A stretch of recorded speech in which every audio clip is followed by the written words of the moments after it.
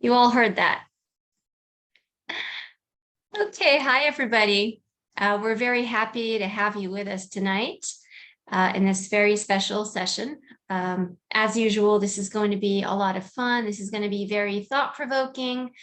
We are going to be listening to a Jungian perspective on many things, and we're also going to be hearing lots of poetry and looking at lots of wonderful art that is based on active imagination or any other Jungian inspiration.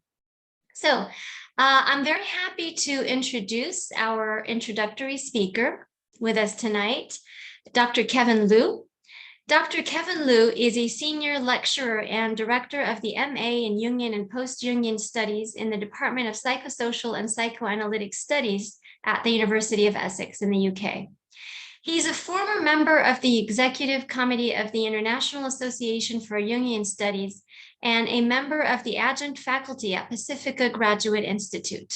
His publications include articles and chapters on Jung's relationship to the discipline of history, Arnold J. Toynbee's use of analytical psychology, critical assessments of the theory of cultural complexes, sibling relationships in the Chinese-Vietnamese diaspora, and Jungian perspectives on graphic novels and their adaptation to film. His article on racial hybridity was awarded the Scholarship Award for Best Paper published in the International Journal of Jungian Studies in 2019. And Kevin, I want to welcome you once again. We are all excited to hear all about your Jungian perspective on graphic novels. And before I give you the floor, I want to thank you once again for being with us. So take it away. Thank you very much, Rula. Thank you, everyone, for coming tonight. Thank you, Rula, for reaching out and yeah, just inviting me. This is a wonderful opportunity. So really, really pleased to be here. Seeing some of my students as well, some old friends as well. Gottfried, hello. Birgit, hello. So really nice to see everyone. So I will share screen. Okay, and I will start from the beginning. I hope our colleagues can see that. Rula, can you give me a thumbs up if you can see that? Okay, excellent. Thank you, everyone. Right, hanging out in the gutters, comics, analytical psychology, and the spaces in between. And hopefully all will become clear as we move throughout the presentation. Now, why analytical psychology and comics as an artistic medium? So I want to start by defining comics. And I have found Scott McCloud's definition instructive.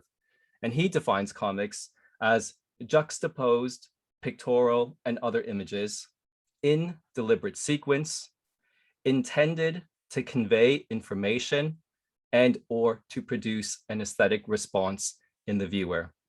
Okay, so this is a definition that I will be returning to later on in the presentation. Now, comics are usually derided as infantile, perhaps a lower form of art as compared to high art. And really, it's an interest in which many consider juvenile, a stage that one grows out of. And any academic engagement with comics usually begins with a defense of comics. But the use of comics as a primary source in historical research attests to the medium's ability to provide snapshots, not only of collective mentalities, but, I would suggest and argue, a keyhole through which the concerns of the group, and perhaps even a group psyche, may be glimpsed and critically assessed. Take, for instance, this image here, Captain America, heroically and single-handedly taking on National Socialism. And when he's done there, himself and Bucky Barnes take themselves to the east, and they're fighting the Japanese Imperial Army. And when Captain America is finished with sorting out World War II, he's called once more to fight the communists, seen here in the eloquently titled Captain America, Commie Smasher. And when the Hulk isn't busy fighting aliens on another planet, he's doing his bit as well. Now, not only can comics capture and express something of the politics of a certain period, i.e. World War II or the Cold War, and the prevailing ideologies of the time, for instance, American nationalism and patriotism, they can also capture, represent, and contain the anxieties, fears, and fantasies of a culture at a specific historical moment. In the examples mentioned above, we're seeing the collective fear against threats to, quote unquote, an American way of life, manifested first by National Socialism and then by the rise of communism. The latter pulls America into many other conflicts, the reverberations of which may still be felt today. The Vietnam War being the example that comes immediately to my own mind, and again, from a personal point of view as well. America's mission to contain the spread of communism worldwide, and in this instance, in the Pacific, has led to some disastrous diplomatic and military blunders. And this is even before we even factor in the sheer loss of human life. So there could be multiple ways in which we might mobilize analytical psychology specifically, and depth psychology more generally, to speak to the importance and impact of this medium. But in this brief time together, I want to focus on the medium itself and how both its use of images and its methods are inherently psychological. So take, for example, Philippa Perry's excellent, in my perspective, excellent graphic novel, Couch Fiction. And this first edition is actually illustrated by Junko Grott. Now, the book itself is a representation of what happens in psychotherapy, the dynamics between therapist and client, and the psychological processes constellated in the therapeutic space. It is equally a meditation, if you will, about how change and transformation can occur within the therapeutic process, and also what an ending to therapy may look like. Now, I want our colleagues here to take a look at this particular page. We've got two panels on this page. Now, we really here get a sense of the power of the images to convey meaning when combined with the written word. Now, we have our patient here, James. James is coming for the first time to meet with Patricia, who is a therapist. After some skirting around, we finally get to the central surface issue or symptom that has brought James into therapy. He is a thief. He likes to steal, even though he's a wealthy and successful barrister. Now, when Patricia asks him about what happened in the period leading up to the most recent theft, he draws a blank. The images convey, reinforce, and add impact to what the therapist is thinking. Her line of questioning may be seen as a barrage, perhaps happening too soon. By doing this, she is pushing him away rather than building a safe container for him to begin to explore what might be behind the act of stealing. Now, this is wonderfully depicted by A, the arrows literally pushing him away, and B, the shifting context between the first frame or the first panel and the second one. Whereas in the first, the therapist and client are depicted as being seated at the distance of the position of the chairs, the movement between the first and the second panel denotes a considerable shift. The two chairs are now significantly much wider apart, yet the size of the frame remains the same. Now, what I also love is the depiction of the headspace he's in, or of the cloud of confusion and unconsciousness approaching. Again, the change is subtle, but the gold is in the sequencing itself. In the first image, James has his back to a door. In the second image, you can see that he's being transported while in the room. A darkness is closing in around him. The crosshatch technique gives a sense of confusion, conflict, of scarring, of tension. And the darkness gets denser as we move further away from James. This is a great depiction of what might actually happen in therapy, and when the unconscious becomes alive in the room itself. The image holds a special place to convey what words can also do, but the comic does so more powerfully and directly because it puts words and images together. Stated another way, this is a hybrid medium. The alchemy happens in the combination itself. I would suggest that the impact is greater, faster, and more immediate because of the combination of words and images. Not only are we reading what the therapist is thinking in the thought bubble, i.e. she feels James is further away, but we're seeing it as well, represented by the arrows and lines increasing the sense of distance and how quickly the patient is moving away from her psychologically. Perhaps with this one example, we've established how potentially effective the combination of text and image is to convey what is happening to individuals, both as they navigate external reality and what's happening internally in those moments of interaction. In other words, perhaps it's uniquely placed to depict that which is unconscious. Now, moving on to our next image. Now, just like our colleagues here, take a second, let's take a look at this image.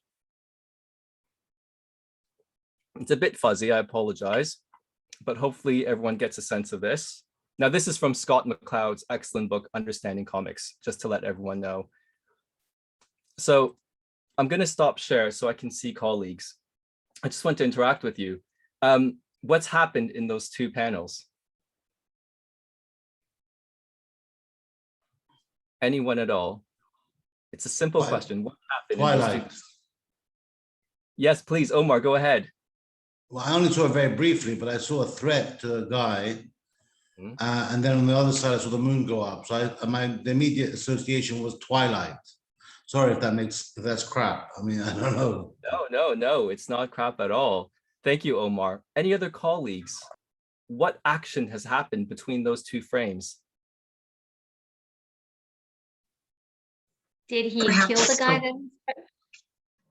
Yes, Rula, go ahead, please. Did he kill the guy that he threatened? Because there was a scream in the second strip. Okay. Excellent. Okay, let me go back. Or a Jungian concept, negative projection. Thank you, Omar. That's going way beyond what I'm doing right now, but let's have that conversation afterwards. But let's take a look at this particular panel. Now, I'm just going to see if we're good for the next page. Okay, so we've taken a look. We've assumed an end result. And Rula, what you've provided is usually the interpretation. There is someone wielding an axe. There's someone who looks extremely afraid. In the next panel, we just see a big scream, right? In this kind of twilight. Now, it might be reasonable for us to assume that the person wielding the axe has killed the other person, right? But not necessarily so. Now, it could be the fact that this chap who's saying no in one frame is actually the one who kills the person with the axe. Or the two panels could be not related at all. Someone could just be yelling in the night, yeah, right? But we've made this connection between the two panels based on our previous experience, even though the quote unquote evidence we have at hand is ultimately incomplete. Now, this is what is referred to as closure in comics. And again, here I'm drawing heavily on Scott McCloud. What's really interesting in sequential art specifically is that in committing closure when reading comics, the reader becomes a willing and conscious collaborator in the narrative itself. And closure, moving from one panel to the next, becomes the agent of change, time, and motion. Where that change occurs in a split second is the space in between the two panels. And Scott McCloud aptly notes, this is the gutter. This is called the gutter, okay?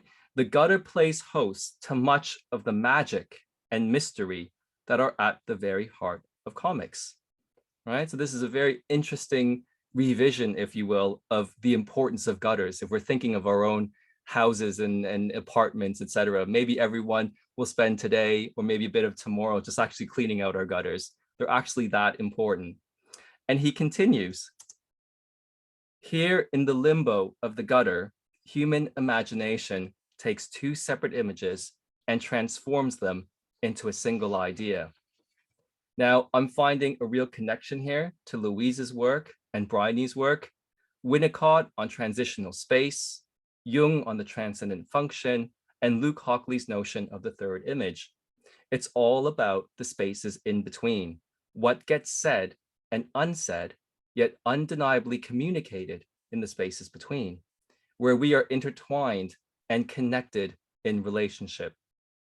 Nothing can be seen in this void, but we know something is there. Something has happened between these two images or panels.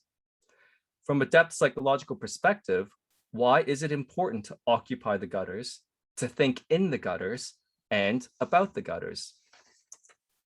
Well, it provides a container, an alchemical vase in which meaning can be made and experienced, where transformation can occur in a safe space, where the potential numinosity of the narrative is held by the panels and the spaces in between, mediating consciousness and the unconscious, and what arises when the two interact.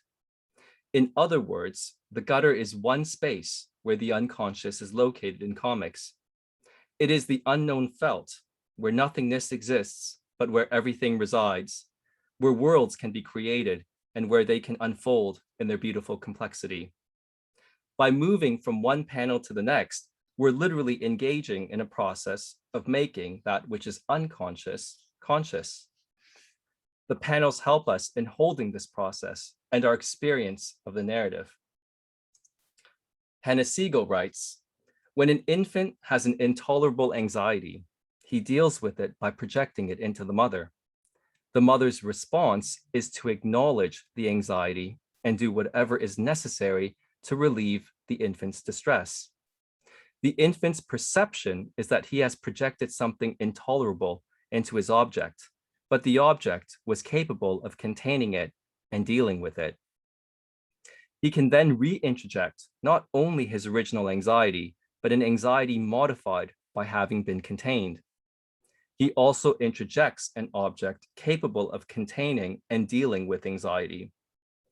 The containment of anxiety by an external object capable of understanding is a beginning of mental stability.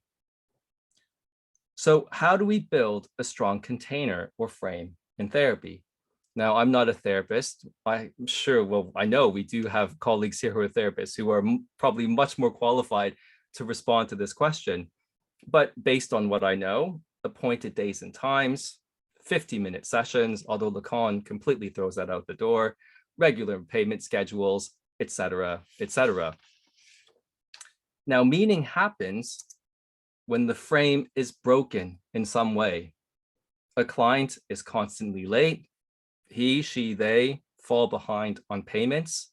The therapist is about to go away, and that's when the client begins to act up. Arguably, this is when we actually come to the crux of the therapy itself. What is being communicated unconsciously when the frame is broken? Meaning may stem from how we deal with that transgression of boundaries. Now let's apply this to the realm of comics. So this is from a wonderful comic turned into a movie as well, Persepolis. I'm sure some of you have seen this. But this is pretty standard in terms of the sequencing. The panels give us a sense of order, of continuity, and of narrative flow. It gives us a sense of direction in the story, and indeed, it points to the sequential aspect of comics. But what happens when we explode, expand, and stretch those boundaries? After all, as the old saying goes, rules are made to be broken. Now, this image is from Neil Gaiman's The Sandman Overture, and the art was done by J.H. Williams III and Dave Stewart. Now, the breaking of the boundaries might express the psychological state of a particular character, or that which is evoked by a specific situation in which the character finds themselves. They could be earth-shattering, when the unconscious literally invades consciousness, and the boundaries between the two are completely blurred. Equally, containment might still be there. This could be seen as another way of achieving containment, but doing so with more fluidity, creativity, and panache, which equally mirrors and expresses what I'm referring to here as the creative function of the psyche. Just as there is a religious function of the psyche, there is an equally powerful drive to create. We might just be witnessing the difference between the archetype and the archetypal image, a more traditional way of doing things versus a new, more expanded capacity and vision of how to achieve containment.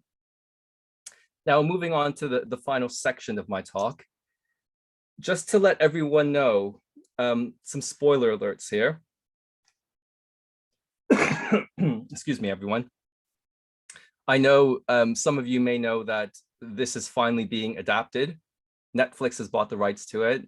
Yes, Sarah's saying yes, it's coming. I'm partly happy, but partly very upset that what I felt was my secret of how great the graphic novel medium could be, everyone's going to find out very soon, although there's been so much that's been adapted.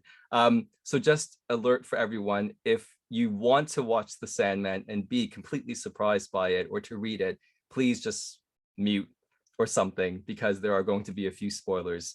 Now, in this last section, I want to explore how change, transformation, and rebirth are depicted throughout The Sandman, in particular in relation to Dream's death. Yes, he dies, and his rebirth as Daniel.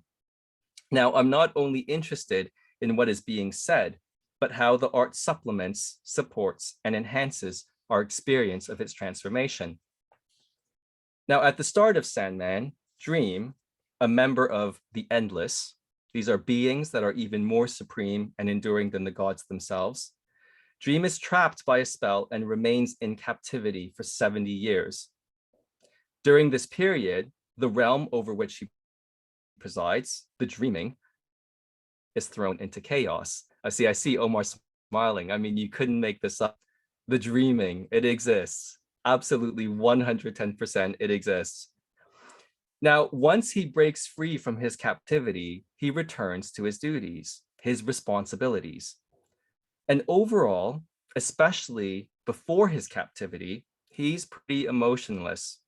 Everything is very matter of fact. Everything is about his responsibilities.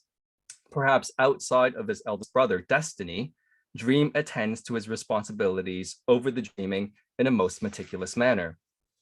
But he is also unconscious. He is unemotional. He is inaccessible. He is not human. Now here, I'm seeing a lot of resonance in Jung's answer to Job, and his nation of the symbolic transformation of Yahweh through his interaction with his servant, the human and lowly Job. Although Jung argues that Job holds moral high ground. Job shows God his own unconsciousness, and that in order for God to develop and individuate, God must change. God must become human. He must transform into something more, God and human, a hybrid. And this is basically what you get in Sandman. And this is what happens to Dream. He needs to learn what it means to be a human, that his godlike status means nothing without relationality and compassion. Now, for those of you who don't know, he's done some horrible things. In Tales in the Sand, which is issue 9 overall, found in book 2, The Doll's House, which takes place over 10,000 years ago, Dream condemns his lover, Nada, to hell once she refuses him after she discovers he is one of the endless, i.e. these godlike beings. Now, humans cannot be with these godlike figures, so Dream is wounded by this rejection from a human.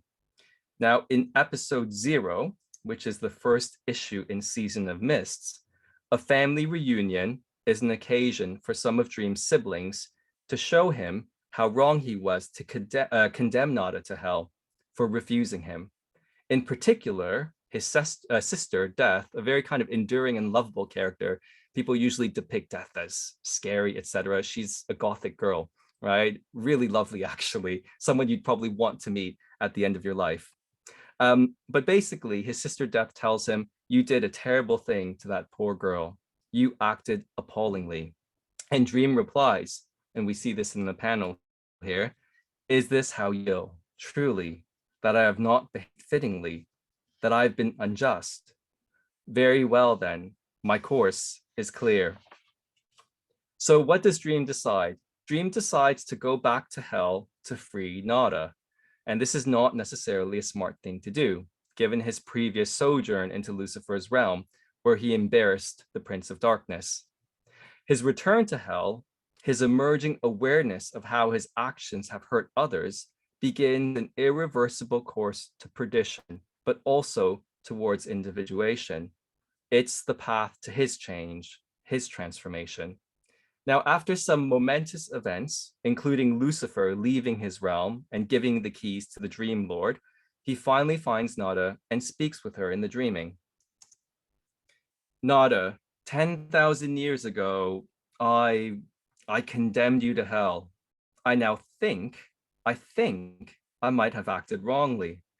I think perhaps I should apologize. I should tell you that I'm sorry. Now, what you don't see prior to this is Nada slaps him after he says this. So there's a sense that he wants to atone and he wants to repair. And that's a start, but he's not quite transformed yet. The kind of, I think maybe I should do this. But he does begin to shift, as we can see in this particular page. So if we go to the second row and the second panel, you see Dream responding. I am sorry, Nada. You are right. What I did was foolish and heartless and unfair. You hurt my pride and I hurt you, and I was wrong. There is nothing else I can say. Now he asks her to be his queen once more, but she, in response, asks him to come with her to leave his realm, the dreaming. He cannot because of his responsibilities. He's still stuck. Others have walked away from their realms in this graphic novel. So the story of Lucifer locking up the gates of hell and leaving is a foil to this one. Dream's brother, Destruction, also decides to leave his realm, and he actually becomes an artist, a mediocre artist, but a very happy one, actually. They embrace change, however difficult. Dream cannot, perhaps due to a diluted commitment to duty. Now, Dream then gives Nada several options as to what happens next. She chooses the second option. We don't know what all the choices are, but she chooses the second. And what does she choose? She chooses to be reborn into a human life. This is an allusion to what needs to happen to Dream. Now, if you thought what Dream did to Nada was bad, wait till you hear what he did to his son, Orpheus. Yes, that Orpheus. Here, he is not the son of Apollo, but the son of Dream. And this is a great example of how Gaiman dreams the myth onward, retelling and playing with old myths to make them new again. So we first meet Orpheus in volume 6, Fables and Reflections. After Orpheus loses Eurydice, Orpheus is devastated and refuses to connect with others. His father Dream tells him, "You should have gone to her funeral to say goodbye. You are mortal. It is the mortal way. You attend the funeral, you bid the dead farewell, you grieve, then you continue with your life. And at times, the fact of her absence will hit you like a blow to the chest, and you will weep. But this will happen less and less as time goes on. She is dead. You are alive. So live." Right? Now, in one sense, there's something very beautiful in his words, but equally very matter of fact. It's like he's giving him an instruction manual of what he needs to do next. And again, this is rich coming from Dream. It's quite ironic. It's the pot calling the kettle black. If Orpheus needs to connect with others through meaningful relationship, so should the Dream Lord. Orpheus refuses to accept her death. He wants to save her. And he gets a little help from his uncle Destruction and his aunt Death. Death tells him that he can't go to the underworld unless he's dead. The deal they strike is that Death won't take him, i.e. she won't come for him. So in this sense, this makes Orpheus immortal. He's unable to die. Now, as we all know, Orpheus goes to the underworld and strikes a deal with Hades. What's his fatal mistake? He doubts Eurydice, her presence behind him. And as he leaves Hades, he looks back. She's there, but he loses her in that very moment. Orpheus grieves. And eventually, he meets the Bacchantes, and he refuses to join in their worship. He is torn limb from limb, and only his head survives. Yet because of the deal that he made with Death, he's actually still living. He can't die. So he meets his father here. who says to him, "You were unwise to seek favor of death, but you have made your own errors. It was your own life. I've come to say goodbye. It seemed the proper thing to do. I will not see you again." Orpheus then implores his father for help, who responds, "Father, did you not say you were no longer my son? Your life is your own, Orpheus. Your death likewise, always and forever your own. Farewell, we shall not meet again." Orpheus calls to his father, but he does not look back. So again, we have this sense that he is godlike, not very human, unloving, uncaring, cold, unconscious. Now we meet Orpheus again in Brief Lives, volume 7, and here he's just a head, but also an oracle protected by priests, as Dream wishes it to be so. He's the one who sets up this arrangement where Orpheus' head is taken care of. Now Dream goes to see his son because he's the only oracle that can help him and Delirium find their brother Destruction. Now, just as a side note, Delirium is another one of the siblings of the Endless, and she is also one who has transformed. So throughout the entire series, we're constantly told that Delirium was once Delight. So again, we have this theme of transformation running throughout. So Orpheus tells them where to find Destruction. In return, Dream owes Orpheus a boon. And on page 24, we find out what that is. He has to kill his son, to give him what he yearned for, to have feeling as a father, to do what is best for his son. When Dream comes back to complete the deed, Orpheus says to his father that he has changed. Dream completes the deed. He has righted a wrong. He is changing. And there are signs in this issue that Dream's own demise is coming, that his end is tied to this very act of mercy. Indeed, that ultimate change is at hand. By spilling family blood, he has brought about his own end, and he has knowingly done so. The Furies have the power to avenge blood crimes. By killing Orpheus, he wants the Furies to punish him. When we meet Dream again, in The Kindly Ones, he doesn't really resemble the old Dream anger. He bleeds. He's filled with regret for his past deed, and he is tired, much like many become tired at the end of life. He eventually realizes that he cannot fight the Furies destroying the dreaming, that he must give in to what they demand of him, a sacrifice of himself to avenge his blood crime. Dream calls his sister Death to meet him, and she tells him, "I've known you longer than anybody. You've been down much farther than this in the past, and you've come back. They took the dreaming away from you once, and you regained it, remember? The only reason you've got yourself into this mess is because this is where you wanted to be." And Dream responds, "Since I killed my son, the dreaming has not been the same. Or perhaps I was no longer the same. I still had my obligations, but even the freedom of the dreaming can be a cage of a kind, my sister." Now, Dream says he has no choice, i.e. that the dreaming is being destroyed by the Furies, and there is only one way to stop this. And Dream tells his sister that he has made all the necessary preparations. Now, Death wisely responds that he's been making them for ages. He just didn't let himself know that was what he was actually doing. And this is the penultimate page, if you will. This is the death of Dream. Now, I want our colleagues to look at that third panel.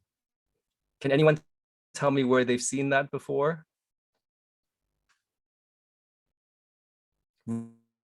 Michelangelo. You're nodding. Can you tell where you've seen it? Yeah, Michelangelo. absolutely. Right? Yeah, it's in there. Absolutely. So Michelangelo, Sistine Chapel, the creation of Adam. So that, if we go back, it's depicting death, but in death, there's also life, right? So in the unmaking of Dream, there is equally the making of Dream. So while this happens, so while death takes her brother, something simultaneous is going on. Daniel, right? It's very complicated to explain this, but Daniel is a baby that is gestated in dreams and therefore belongs to dream.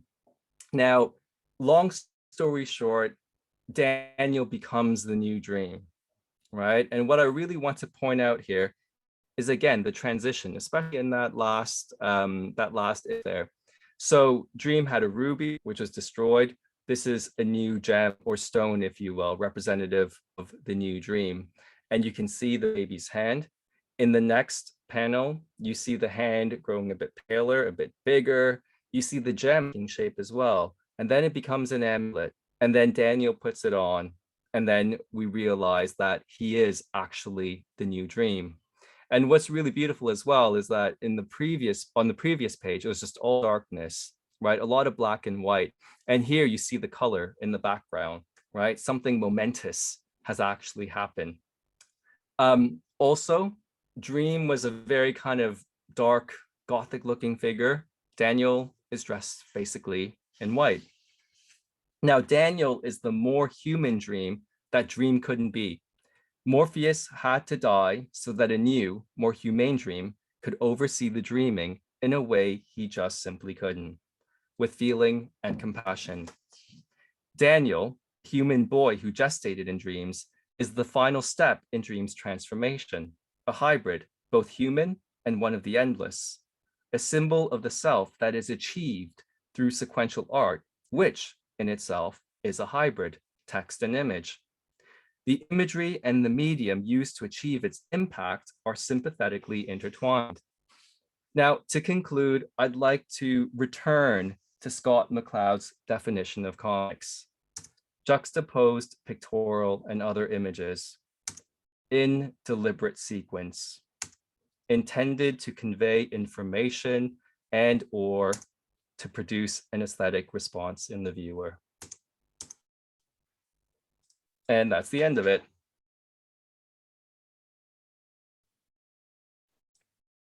Thank you so much, Kevin. That was marvelous. I mean, given the context of comics, that could be considered a pun.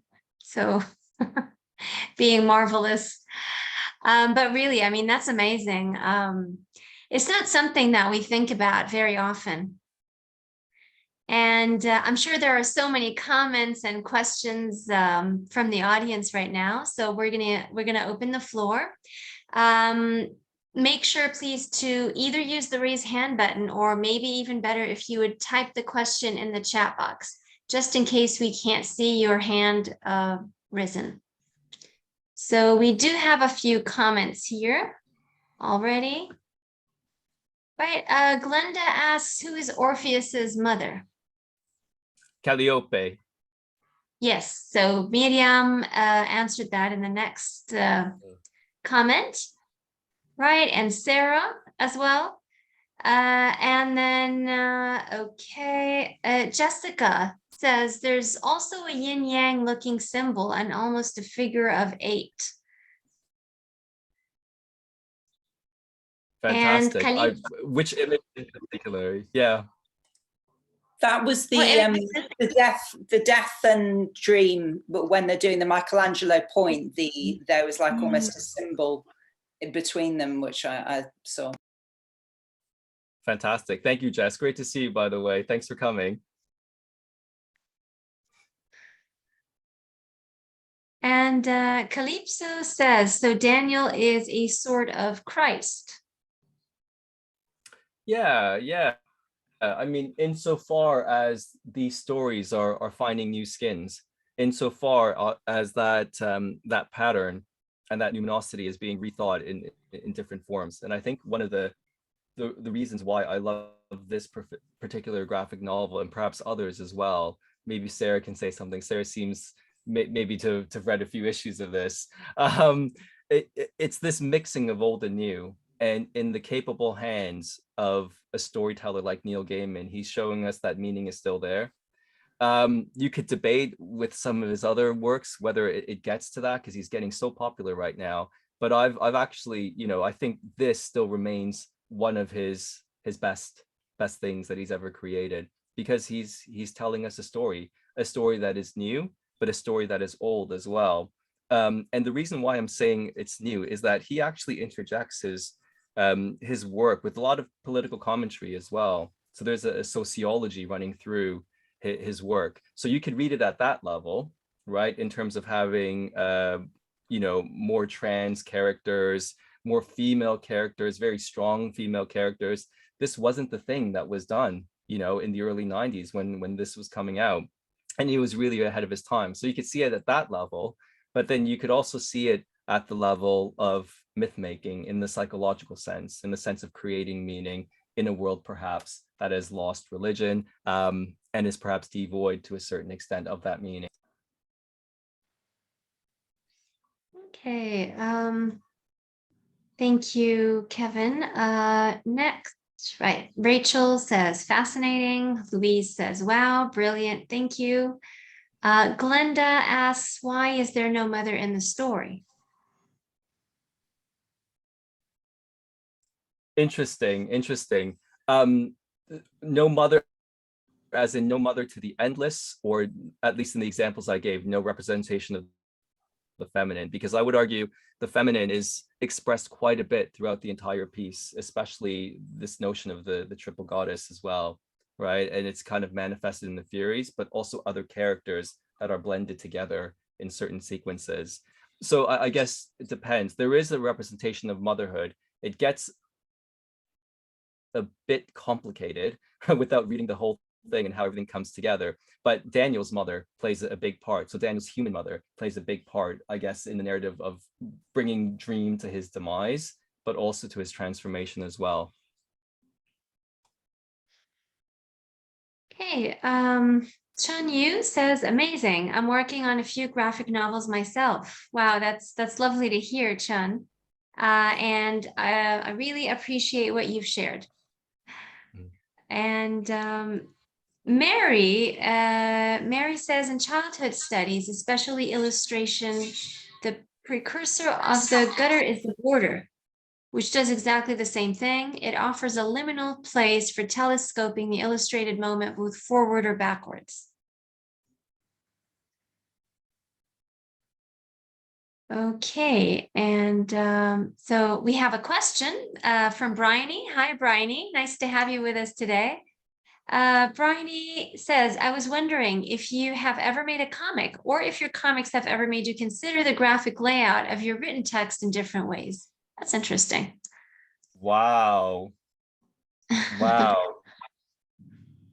Leave it to Bryony to ask me that. I'm gonna have to reflect on that. That's really interesting. I know that.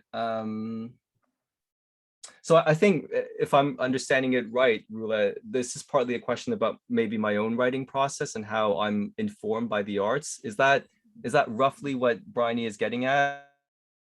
I guess so. Bryony, is that right? Yeah, I mean, more really just in terms of the structure. Like I found it quite striking that, the presentation was wonderful. I really enjoyed it, and it was quite interesting to see kind of the comic book format with a presentation format. It's these two kind. Yourself were kind of performing a kind of hybrid, thing, because you were doing this kind of quite classical presentation, but with the imagery of a graphic comic. So these two things were kind of coming together in a certain way, and it just made me think about, a comic about a comic. What would that look like? And yeah, it just made me wonder if you thought about if your kind of interest in comic books actually translated somehow, that you've noticed into your own personal work. I mean, I think people are drawn to kind of certain mediums, and whatever medium it is they're drawn to, they tend to kind of look through that lens. So I was just wondering if you've noted that yourself, that, with your own written text, I don't know, even with kind of footnotes or something, looking at those and looking at the kind of gutter around them or the border around them, just in terms of like graphic layout, it made you think about that in a different way, I wonder. Wow, thank you, Bryony. There's so many kind of ways to answer that. I'll do my best. It's really interesting because in terms of the arts, music's my background. So I played drums for a really long time, and you know, was in the whole kind of band scene in Toronto, and I would always say that music is in the background. There's different approaches to music. There's something about structure that I love. There's a beauty in structure, as my PhDs and my students know, and they hate me for it. There's something about how we frame it, how we press an argument, the elegance, if you will, of an argument, and that attracts me. That's one side. You could have, for instance, very technical drummers who will never miss a beat, right? And they're absolutely solid. But then you have drummers who are more feel oriented, right? Who might let a few slips, some notes go astray here and there, but phenomenal in terms of their groove. And people would say that person has soul, right? You can feel their soul, you can hear their soul while they're playing. There's kind of different approaches to drumming. And I think equally to writing, there are different approaches. And I can see in some of my old papers, I was so much involved with the structure, the argument, right? And what, you know, how are people going to understand it? What's the impact going to be? And I can see, you could probably see that more in the cultural complexes paper. But then as we moved, especially to the racial hybridity paper, there was a shift. It was a momentous shift, you know, family circumstances changed and your world gets turned upside down. And I definitely don't see that paper as my most solid piece in terms of structure, right? It's probably a good example of what not to do in terms of structure. But when I wrote it, it was coming from a more feeling place. And I think that you know, that comes in the writing itself. And I remember when I left the University of Toronto, my mentor, Anne Yeoman, is a Jungian analyst. You know, we were at this get together. There was another Jungian analyst there, Tula. And she said to me just in passing that when you're able to match your thinking with your feeling, that's when things will come. That's when things will fall into place. And I always took that to heart. And I don't know if that paper is the shift to something different, but who knows, right? So I think that's a really great, you know, really great that you noticed that, Bryony. And I hadn't really thought about it until now. So thank you. Thank you both. And I see Dr. Birgit Heuer has a question also.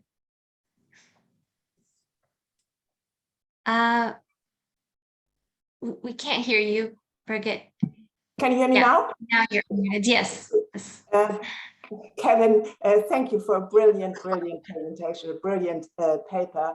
And I wanted to say about what you said, comment on what you said about structure really, and your music. What comes to mind is, you know, the heartbeat, when it becomes completely regular, is, you know, when we're approaching death. And I think there's something about this that speaks to what you said. So I think we're talking about the need for structure, but also the need for life really and flexibility. And that makes me sort of go back as well to that psychotherapy comic that you showed earlier, you know, when you know, the frame, and we see how she interacts in such a way that really he is, the client is, the person she's working with, he's fading away. And I think you know, you presented something about the psychotherapy frame. And my comment to that is, I feel that needs to be alive as well. You know, for me, for instance, as a psychotherapist, the frame is made through the frame comes from my flexibility, and my flexibility expresses my care, you know, my aliveness, my care, etc. And that makes the frame. So the frame, my frame, is a sort of a human frame. And again, that speaks to where you were just now with the rhythm, and, you know, or the different texture, if you like, of your writing, you know. And sometimes, you know, we need things to be very, very, very structured, and there's a beauty in that, you know, total symmetry and total clarity, or, you know, 98% clarity, and there's a beauty in that, you know, that is like a Bach piece of music, but then we need the other as well. And I think always if things, if order comes up to 100%, we're nearing death. And so I think we have to keep that in mind. Thank you so much, Birgit. Wise words, wise words from you, Birgit. I would expect nothing less. So thank you so much. I mean, this really has a resonance, I think, to the theme in the comic as well about Dream's transformation, because he becomes so regular. He gets stuck in his duties, his responsibilities, and what he forgets and what the characters around him are doing. They're actually walking away. Now, I think there's a fine line, there's a balance that needs to be struck in terms of thinking about your responsibilities, i.e., you're responsible for other people on top of yourself. But equally, as you say, it becomes a prison, right? And Dream himself says, the dreaming in all its flexibility, because he's tied to his job, it becomes a bit of a prison for him. And I think what the comic, one of the big takeaways is always saying is that we can always walk away. We can always close shop up, close the gate up, and not so much think about who we're responsible for, although that's important, but being responsible to ourselves and our own mental health and our own well-being. But again, a very fine balance, I think, to be struck. But thank you so much. Thank you. Thank you so much. We have a question. The next question in the chat box and the next hand up are both by Callisto. So Callisto, please feel free to use the mic.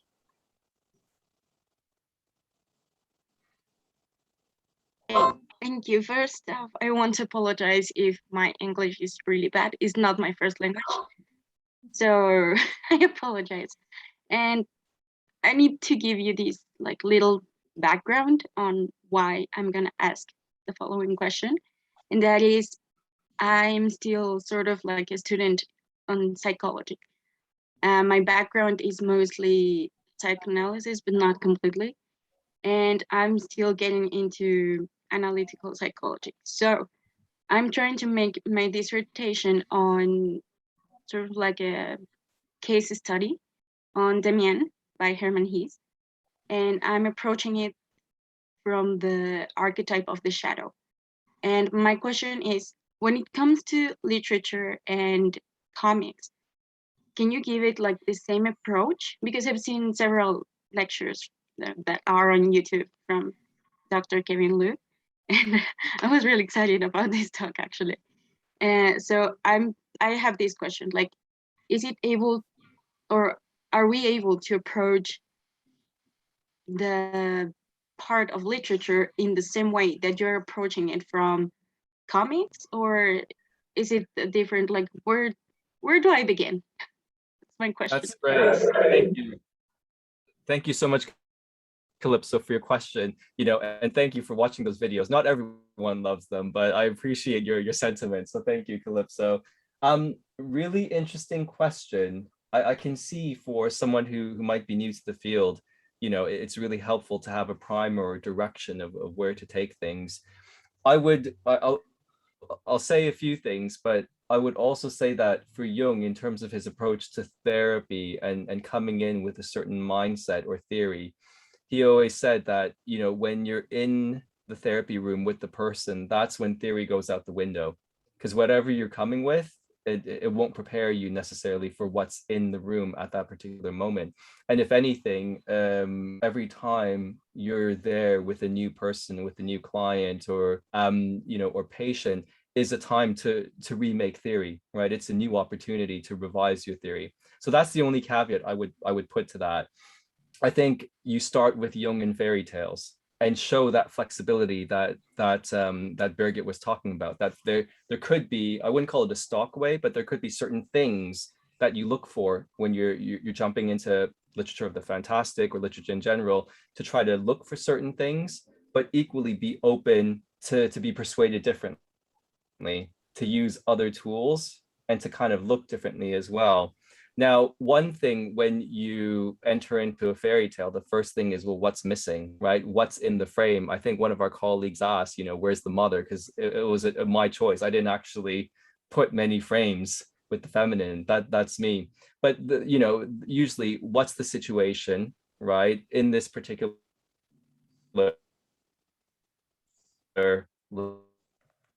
land that we enter into in this, kind of go into the texture of fairy tale itself.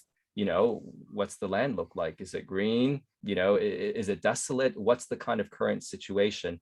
And usually from those beginning questions, you're able to begin to formulate what's lying in the unconscious, i.e. surface, right? And that's usually a kind of good starting point. And looking at the phonology of the tale as well. What's there, what's not seen, what's the tension between the said and the unsaid. Would start Calypso. But again, you know, there's so many different ways to begin. If you want, send me an email. We can have an email conversation. I can send you some references. Yes, thank you very much. Okay, so thank you everyone for the wonderful questions.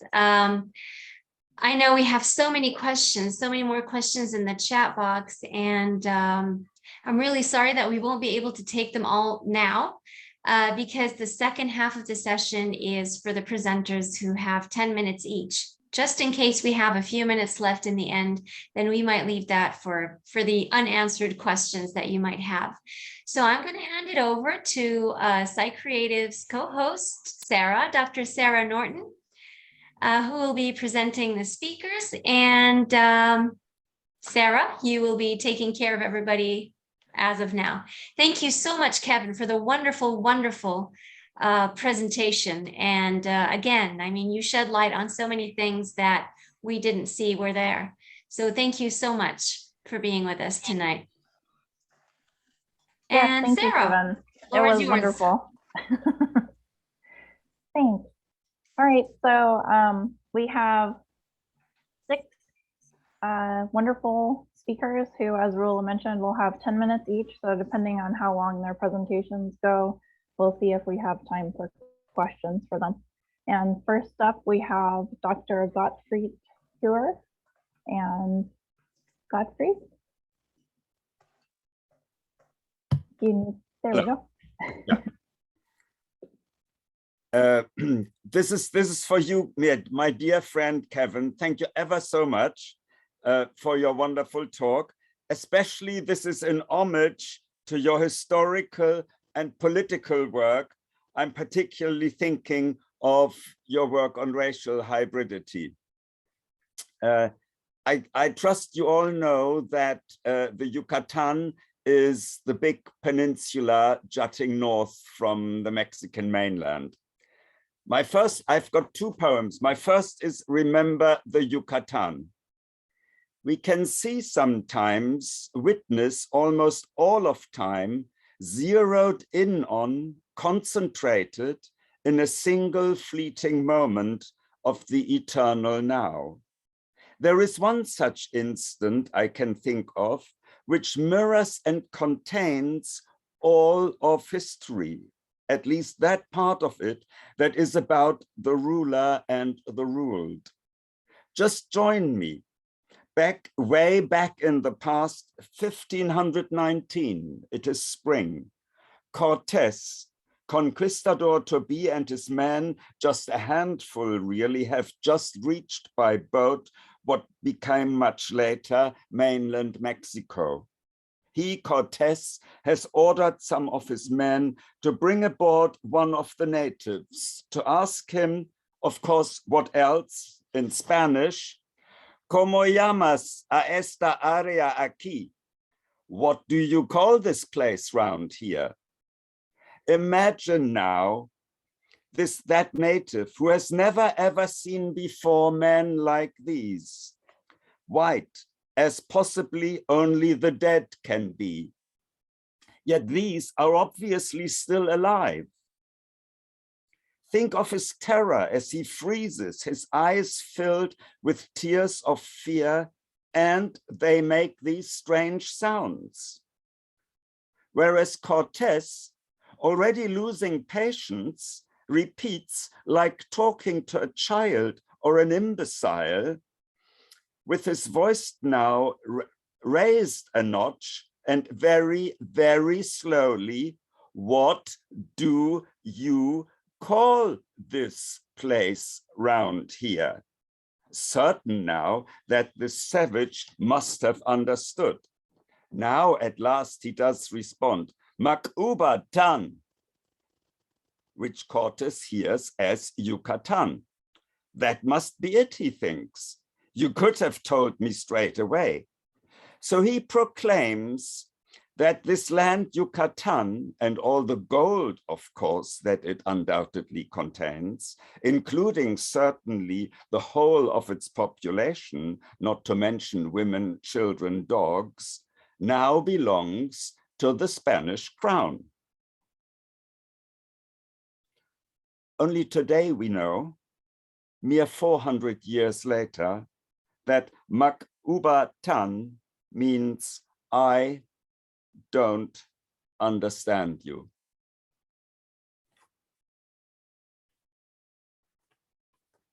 My second poem is about, Christ has been mentioned. I mean Christ as a name, as a symbol in the widest sense of the divine. And you can see this image.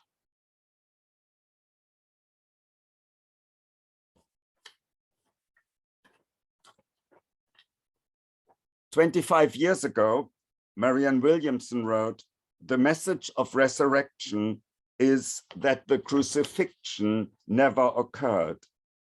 Resurrection is our awakening." My poem is Resurrection.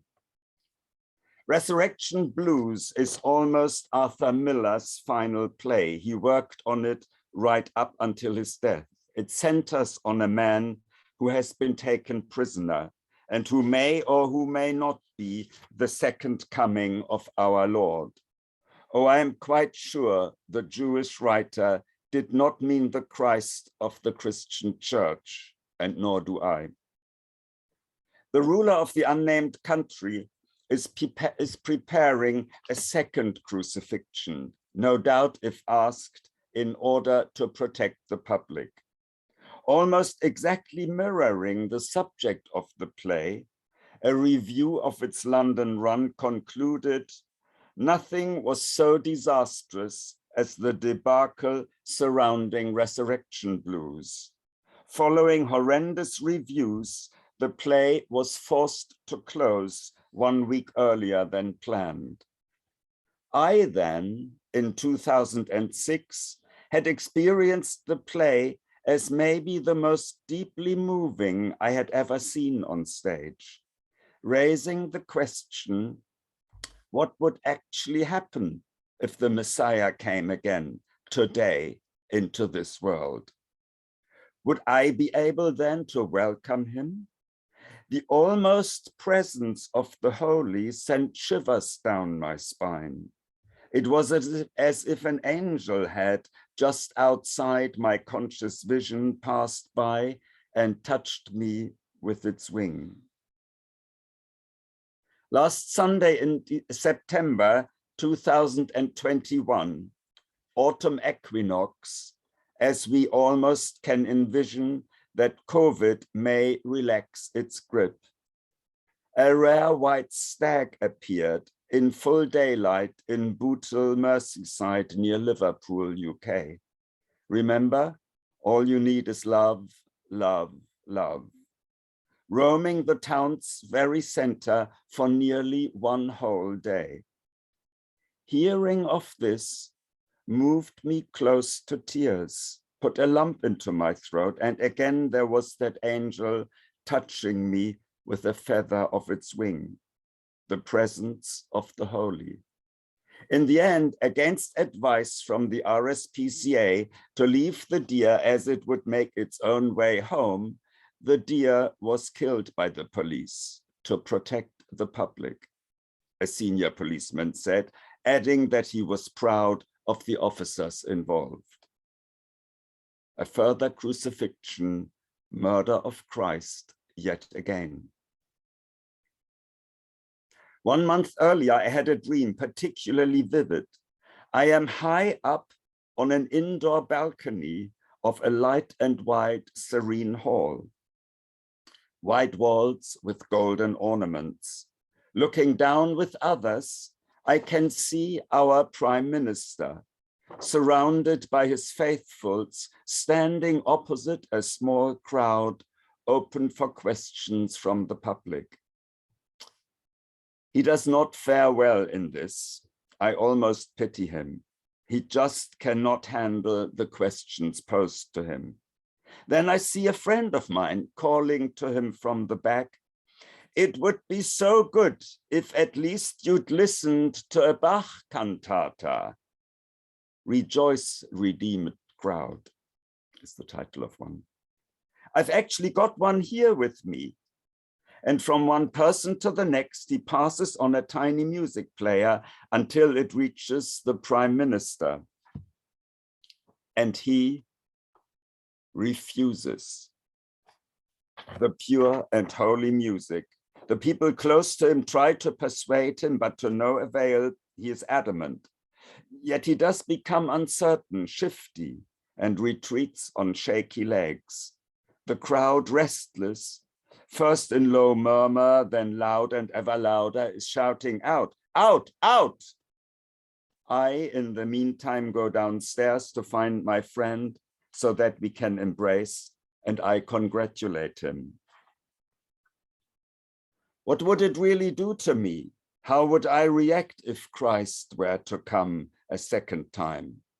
And you? Dare we together hope to give birth to the Christ another time, resurrecting the divine? Or what if Arthur Miller's play wants us, me, to realize that there only truly is a single prison guard, and that it's up to me to crucify him or to set him free? Of course, today, the holy, just as likely, may be a woman or a girl. What if the stag wants me to know, police or no police, I am here all the time. In fact, I have never been away. Is what my dream is telling me, as Bach in his cantatas jubilates, "Arise in joy, I know where my Redeemer lives," that we shall know that darkness shies away from light, and that in each and every messianic moment, the longed for divine is right here, now.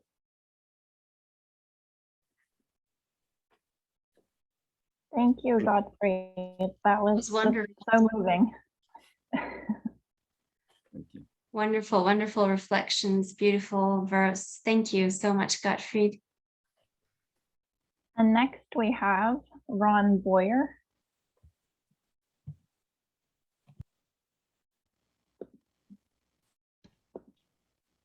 Thank you, Sarah. Can you hear me? Yes, we can. And thanks, Rula, for your thoughtful invitation. I'm delighted to have the opportunity to share some poems today with this wonderful group, and what a wonderful introduction. I have lots to share with you, Kevin, on comics and so forth. I'm going to be sharing 3 poems on the feminine, which is the theme of the forthcoming issue of Indelible. These are on different aspects of the feminine that have inspired me over the years. The first is called The Homeless Madonna.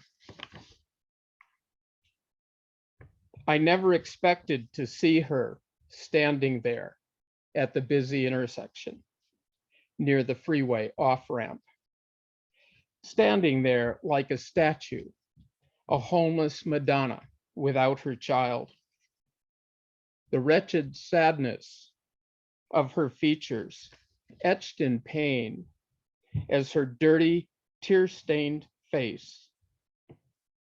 Her moist red eyes held the terror of a child awaiting punishment. But most of all, it was her mouth, the way it turned down sharply at the corner. The sad mouth of a clown turned down sharply at the corner, like the blade of the reaper's sickle, dripping blood. She just stood there, like a statue, an artist's model, hardly breathing, gazing with empty, fear-filled eyes at her faceless future, gazing with empty, tear-stained eyes at the long rows of faceless strangers, sitting comfortably in warm cars on Friday night, Christmas Eve rush hour, waiting for the traffic lights to change, gazing with empty, hopeless eyes at her fragile, unplanned future. Sorry, I lost my place here. The chill of winter darkness gathered quickly, embracing her like her dirty, worn out, secondhand overcoat, holding her with rough arms. Darkness swallowing the message, roughly scrawled on her cardboard sign that said, "I'm homeless. Please help. God bless you." I tried not to look too closely, dialed up the holiday season rock and roll, blasting on my radio as the light turned green. Rolled up my window as my car eased past her, pressed the gas pedal harder to accelerate my forgetfulness. That was Christmas time, 3 months later, and I still cannot forget her. Oh, strange and homeless Madonna, forgive me for the cruelty of this, thy sorrowful world. I should have stopped to save her, or at least to silence the howling dogs of conscience cheaply with a little Christian charity, a sawbuck for a sweet cake to bribe three-headed Cerberus. Now I pay with interest made of heartache. Atonement on blood, offering this humble poem, ransoming atonement on blood-stained knees. I never expected to see her standing there at the busy intersection near the freeway off-ramp. Her moist red eyes held the terror of a child awaiting punishment. And her mouth, the way it turned down sharply at the corner, like the blade of the reaper's sickle, dripping blood. The second poem, Dying Mona Lisa, is an expression of a dream. Is it not true that dreams are often premonitions? Pedro Calderón de la Barca. In a dream, she sits before me without moving, a grief-stricken woman in mourning. Her head hangs down in sorrow like a dying Mona Lisa. She is adorned in the simple black dress of a widow, dressed for a funeral, most likely her own. Her beautiful face is the color of chalk. Upon it grows visible the pallor of death. Why am I dying? She asks. I have no answer. Her sickness is beyond human remedy. I stand silently before her in her great sad eyes. I watch her dying before me. There is nothing I can do. Nearby, her family gathers together. 2 men, 2 women, adults, but still childlike. Who will take care of them when she is gone? They are indifferent to her suffering, yet afraid that she is not with them. She has given them everything, even her soul. Her head is bowed down in sorrow like a dying Mona Lisa. As I watch her dying before me, there is nothing I can do. I am drawn outside by the whispering waters. The world is so dazzling and bright. Sunlight sparkles everywhere on the glimmering ocean. Waves dance upon the undulate sea. From the shore, I glance back at her little villa, where the doors and windows are closed. Inside, she sits dying alone beneath great palm trees on the shores of paradise. Her head is bowed down in sorrow like a dying Mona Lisa.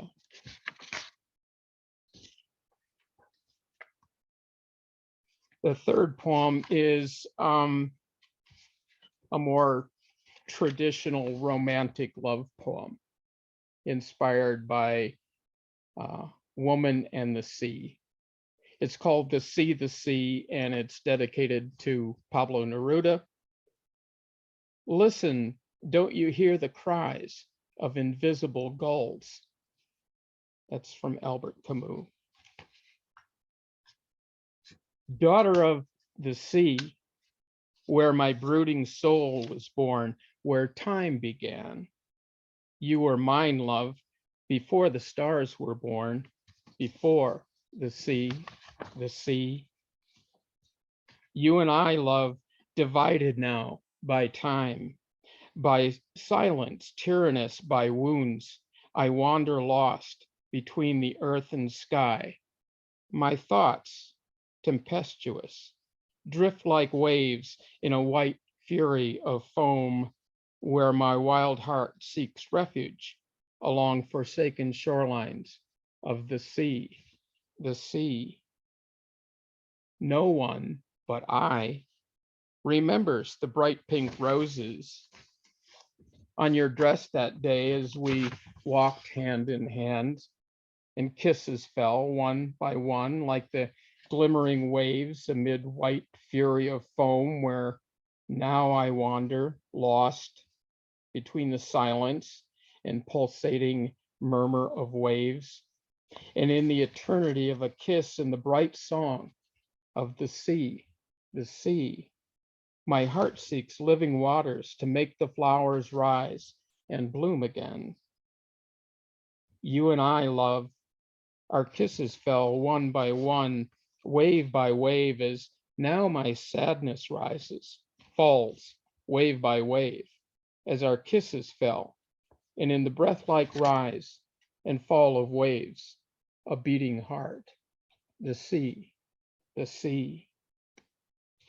Wave by wave, in the sad song of the sea, I hear your voice, shape of my sorrow, mirror of my soul, form immense of salt and fire, of blood pulsating and bitter, tasting of tears. I wander lost along forsaken shorelines beneath darkening skies. The fading light casts long shadows over silent depths. The sea, the shape immense of my brooding love, dying wave by wave, a sad and lonely voice, the sea. Thank you. Thank you, Ron. We're so glad to have you join us this week. Next, we have Chun Yu. Yes, I'm here. Hello. Well, thank you so much for inviting me to be here, Rola. And thanks for Ron for introducing me to Rola, and hence this wonderful thing happens today. And I also want to say, Calvin, I really appreciate your brilliant presentation. We will have more to talk about for graphic novels. And thanks to Dr.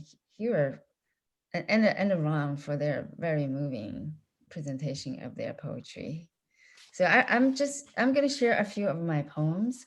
And I was talking about my parents, and at the beginning when some of you were here, I'm going to take a trip home, and they live in China, in Nanjing, and it's going to be like soon to be 2 years. You know, I haven't seen them. It's a hard time. So I wrote this poem called The Map, 地图, for my parents. This is a publication of a spring broadside by Ariane Press. It's a legendary press. It's hard to show. In San Francisco, they publish it in Chinese and English. It's the first time in their publication history. And they are one of the finest fine press who still have foundry and a letterpress and hand binding books in the making, the only one in the US, and who made some of the most beautiful books in the world, according to New York Times. So I have the information there. So I will share the poem in both English and Chinese. The Map. Just 1 second, sorry. The Map. When I was born, your bosom was the map. I occupied all of it in your cradling arms. When I began to walk, your eyesight was a map. I learned my steps, toddling and waddling in your adoring gaze. When I started school, your mind became the map. I ventured out and back from morning to night in your unceasing care. When I grew up and left home, from hometown to other towns, home country to other countries, your heart became the map. I searched far and wide, high and low, for my direction and a place in the world, in your loving thoughts. Each time I set out for a journey, you asked for my destination, studied an open map, accurately locating the point of my being. Then one day, you picked up a magnifying glass, eyes moving closer and closer, hands trembling more and more. Finally, at a loss, no longer seeing clearly the lines and the points on the map, you hold me in your heart. Growing older and older, you can now only walk in my eyes' sight, fumbling steps, every trip outside an adventure. From now on, I will walk by your side so you can lean on me when we are at a loss, not knowing where to go. Love is the map.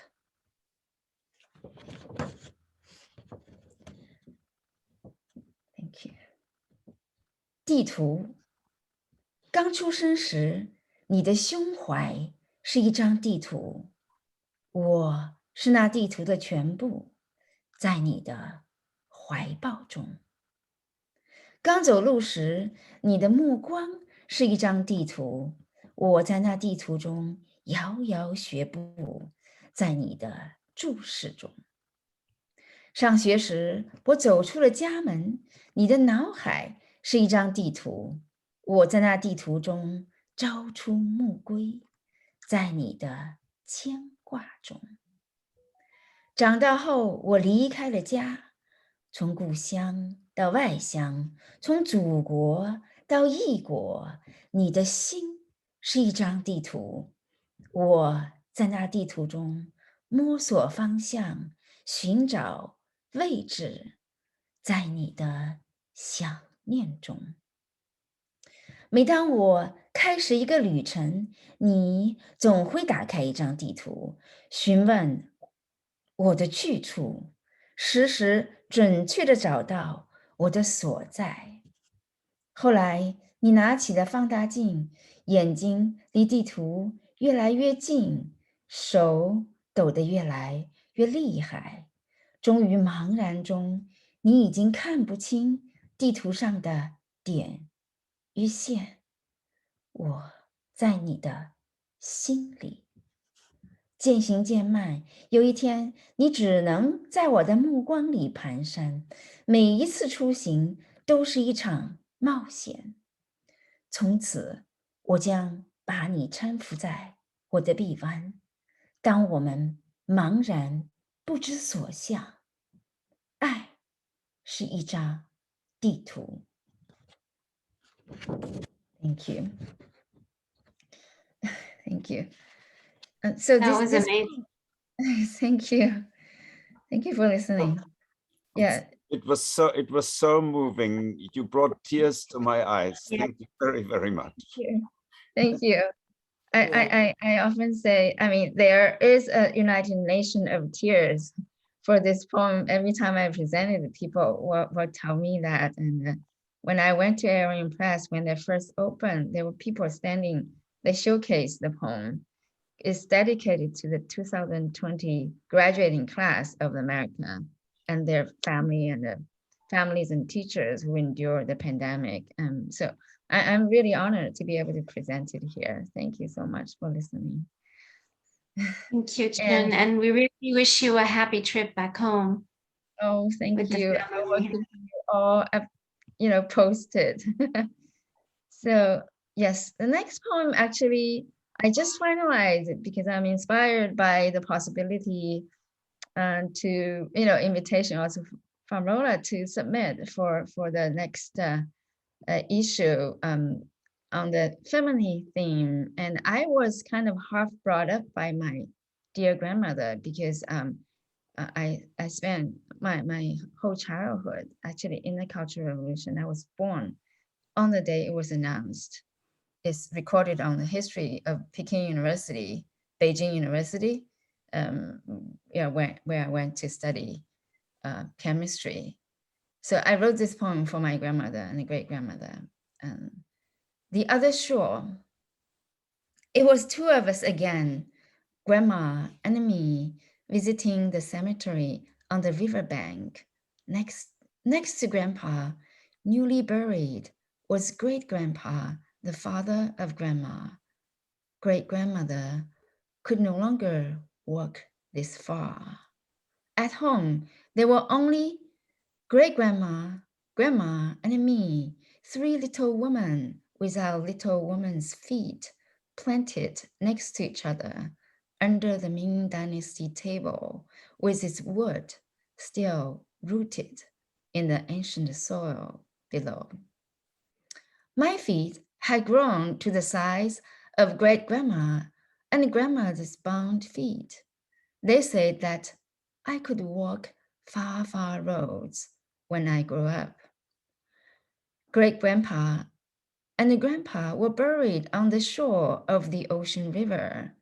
We didn't know where the river came from, but we know that it ran to the ocean far away, where Grandpa once sailed on a boat with big white sails. I asked Grandma what the ocean looked like, and she said the ocean was water with no edge to be seen. I said, if no edge could be seen, did it mean that there was no edge? She said, on the other side of the ocean, there was an edge. The other shore, perhaps another kind of life. I asked if she knew what the other shore and life looked like. She said she hadn't been to the other shore and wouldn't be able to ever know. I said my feet were not bound. I could walk very far. I could see the other shore and life for us all. Later that night, under our oil lamp, slowly and gently tuned to the brightest by great-grandma, Grandma began to stitch a new pair of cotton shoes for my tender young feet, growing quietly and ever faster. The next poem is called Alchemy. So I said I studied chemistry. It's chemistry, alchemy, they're very connected. And I was actually a postdoctoral fellow studying biomedical engineering at a Harvard MIT joint program. It's called the Health Science, Division of Health Science and Technology. I went into science with the dream of, saving my grandmother when she needed me, but she died when I was studying at one of two of the amazing institute in the world, but of course I couldn't save her. But I wrote this poem for her. Alchemy. On a quiet lab bench, observing a small molecule created in the human world, a failing cardiac muscle cell, driven by a synthetic molecule, revives, beating at the rate of the heart, like the pulse of immortality, carrying me beyond death. Stealthily, death suddenly caged my sight. On the other side of the earth, you left quietly. Organs, tissue, cells, no longer metabolized. The new no longer superseded the old.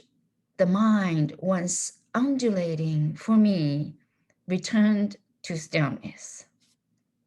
The heart, once beating for me, returned to silence.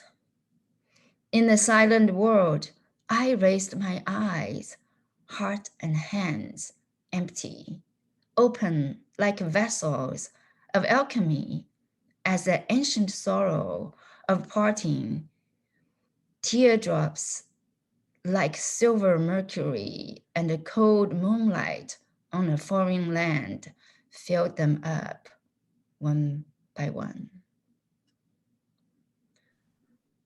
Thank you so much, Chun. Thank you. Am I running out of time, or am I allowed to share one more poem? I think, well, what do you think, Rula? I think yes, one more. Okay. Okay, great, thank you. This poem is called I Dream of Dreams for All Our Dreams. I dream of dreams, dreams that have left me fleeing into the vastness of the universe with our intent to leave our planet with the speed of light and faster. I dream of dreams, dreams that came from star ages so distant before our being ancient, dreams glowing like giant holographic diamonds, calling mercilessly for devotion. I dream of dreams. I dream of blood. I dream of fire. I dream of betrayal. I dream of pain. I dream of heartbreaks. I dream of death. I dream of ecstasy on earth. Oh, I dream of superheroes, forever bigger and bigger explosions, more and more massive deaths, delivered by single blows of hands and minds, uncomprehended by our hearts, pulsing still at the same rate since before our being ancient. I dream of dreams. I dream of mountains, waters, and heartbreaks. Oh, and I dream of mountains, water, and hearts broken. We will never be able to piece them back together to the way they were before our being ancient. I dream of dreams. I dream of sad shadows of the dreamers, sacrificial lambs, martyrs of causes and revolutions, religions and isms. They're simply ghosts peeking into, checking in astonishment the reality, the synthetic results of the dreamers and their efforts, the synthetic results from the clarity of their beliefs, the purity of their sacrifice, the extremity of their suffering. Still, I dream of dreams, dreams of perhaps revising the dreams into learning to love, or at least not being cruel to the each other we still have, to the earth we still dwell on.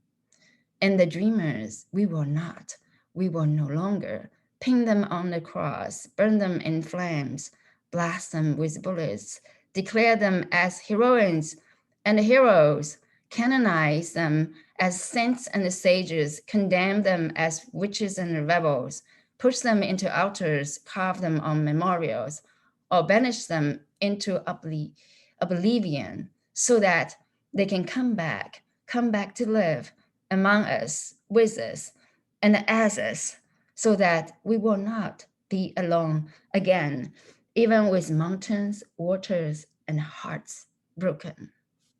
Thank you. Thank you. So beautiful. Lovely to have you with us, Chun. Thank you. Thank you so much again. Next we have Mary Apikos. Hi there. I am so touched to follow that. And I'm sitting here thinking of what and where my other shores are. And I hope that these drawings, which I think are very hopeful drawings, follow well after that last poem. Thank you so much for inviting me to show you this. I did everything in a PowerPoint because there are images. Can I share my screen? Yes, go. Yes, of course, Mary, go ahead. Okay, share. Yeah. And the slideshow, I'm gonna start. Okay, so I started a series of drawings and the title of them is called Heavy Joy. I'm gonna minimize this. I'm sorry, I put my, oh, damn. Okay, I'm a little, hold on 1 second, let me go back. When I have you guys, I have a picture of you guys, so that's covering my text. Okay, I thought I was going to talk about how the drawings you had seen a few months ago connected to what I was doing now. And I thought, you know, very easily, these were drawings that talked about movement, my own movement, collective experience. And in a way, I thought, you know, it could be what I thought a Jungian bedtime story. So, and then I read 2 quotes that changed the way I started to think about what I was exploring. Next slide, go this way, okay. Oh no, here, slide.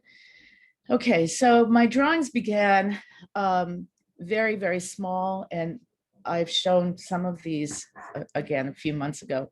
So very small, very still. These are 3-inch drawings, and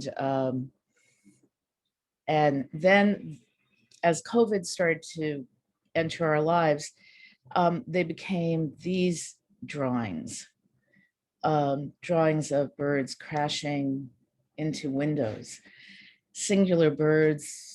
Then there were more birds, then there were more birds, until there were many birds. And this is a 5-foot panel. I'm trying to like, and I started to draw very, very large 12-foot panels of murmurations of birds. And then I read a quote by Katsantzakis that I'll let you take it in. The shiniest sea which holds and remembers the furrows dug on her breast by the ancient prow. The sea that would be full of wrinkles, yet forgets and maintains her youth. And I started to think about resiliency and endurance. And I started to also consider what I was drawing in terms of space and time and memory. And just recently, I am reading Jeanette Winterson's new book, 12 Bites. And this begins the book. I'll let you read it.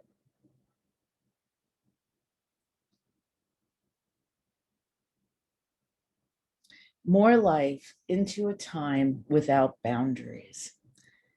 And it just hit me that I was doing these different kinds of murmurations. I started drawing things that were very heavy, that were being lifted up, flying away. I did not plan on drawing elephants, but it just sort of happened. And what you're going to see are new drawings of elephant murmurations. You know, I started to think about the parallels to birds, and there are parallels for me. I am yet to explore fully why elephants. I'm kind of allowing myself to get out of the way so that I just draw. The drawings have a lot to do with joy, and a particular kind of joy. Given our collective, my individual experience, our collective experience through COVID, this joy has had a cost. You know, there's a cost to this joy. And so I started to think about what joy does. Now, you'll see the name Verona Cast. She wrote a book in she's a Jungian analyst in Switzerland, I believe. And the book is called Joy, Inspiration, and Hope. And I had a long time ago taught for many, many years a course on literary folk tales, fairy tales as cultural discourse. And I had always included a lecture about the folklore of joy. So I started to go back to some of that to do this work.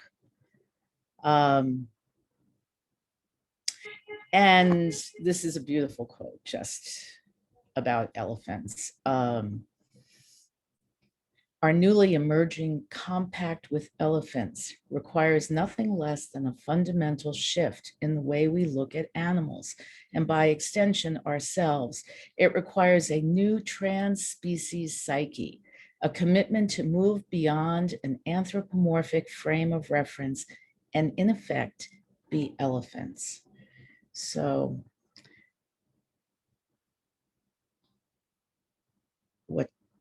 and now we begin. So this is maybe a 3 by 5 foot panel. And it just became an exploration of uninhibited movement.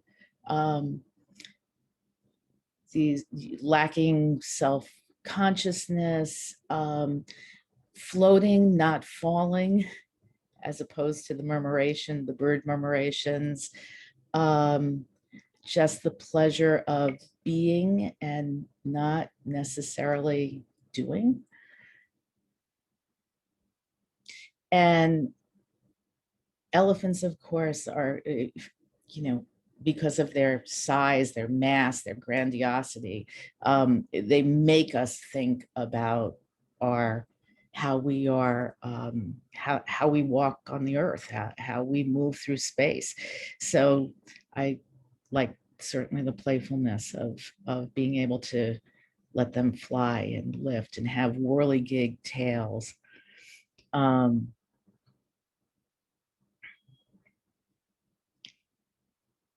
Yeah, so I pulled these quotes from Cass because they're lovely quotes. But joy it moves us upward and outward. That is something that I think is so hopeful given where we've been. Even if you're, ass up, and tumbling and regrouping and reforming and twirling around each other and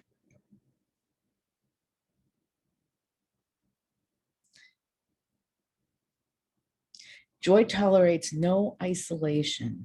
Joy is the emotion that lets down our guard for better or worse. So it's another beautiful quote about height and mass.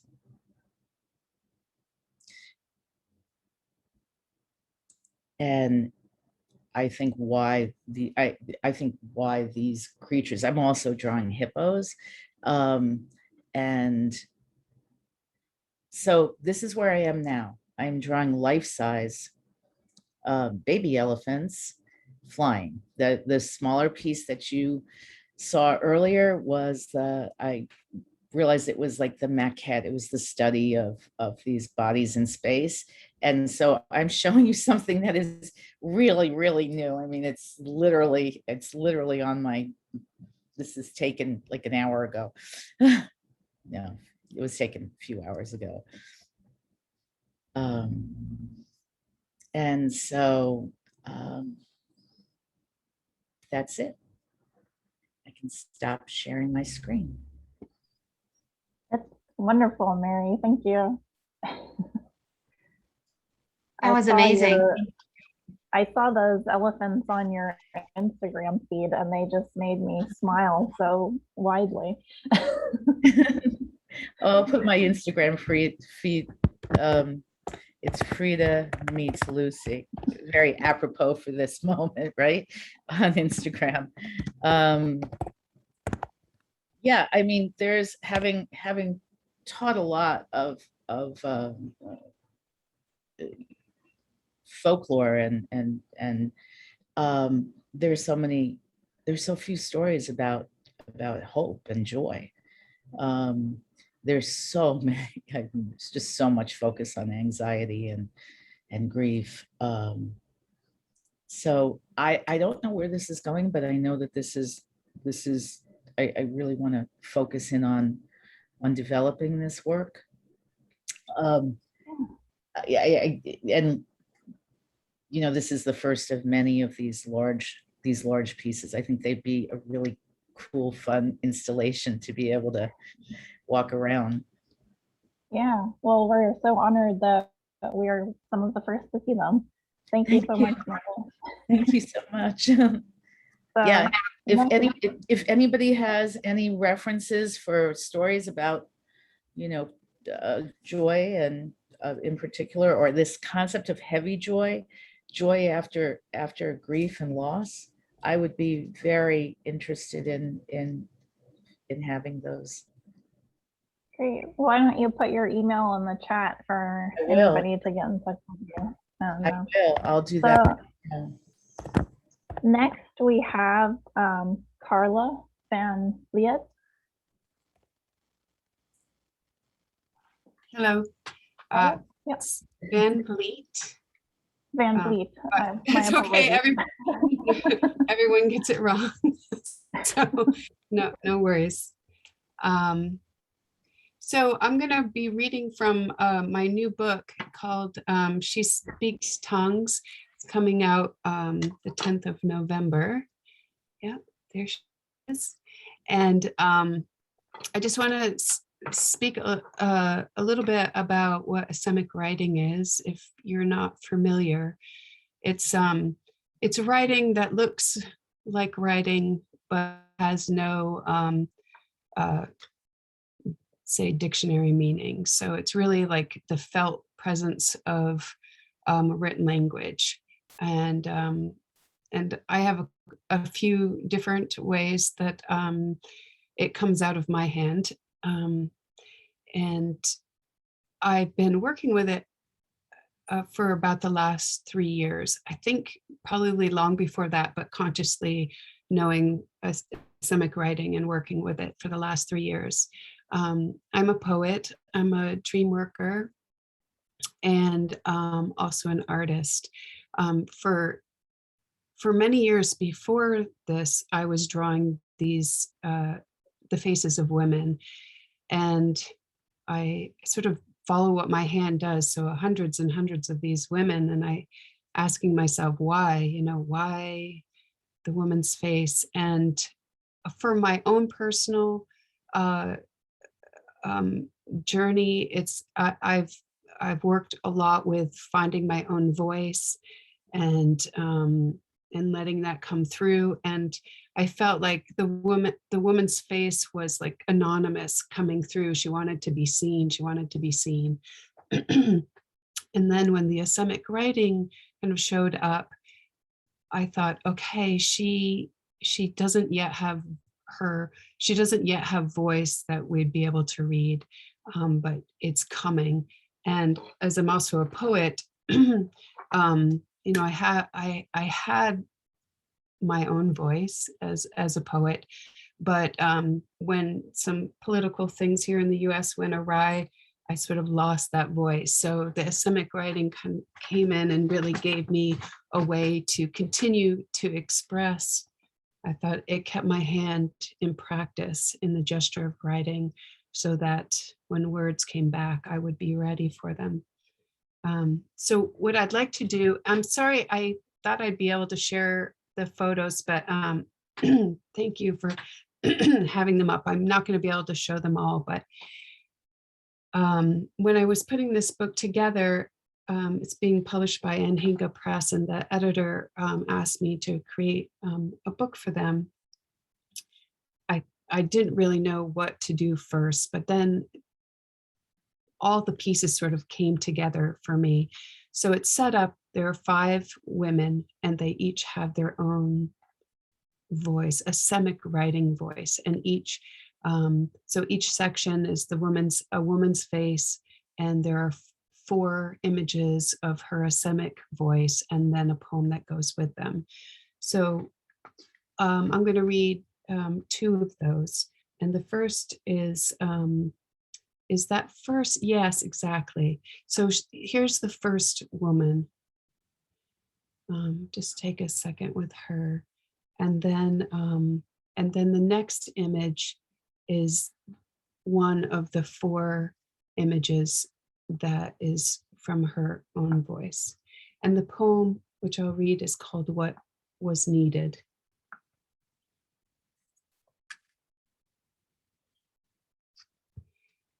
When we talk about the river, we should talk about the heron, whose long wings lay shadow across the sandy bank, how the bird's heft rides air above the water, how, like grief, wings spread. What hope to bury bodies cradled in a song, in a swan's wings? What did the bereaved imagine 6,000 years ago when they laid out the infant and mother? A chariot of feathers to lift their spirits? Or for the wing to fold the dead close? I came to this river like I was coming home, and the river sat with me all day, all night. Isn't it true that each of our hearts is broken in its own way? Mine needed the water's flow, the bird's fine feather and hollow bone.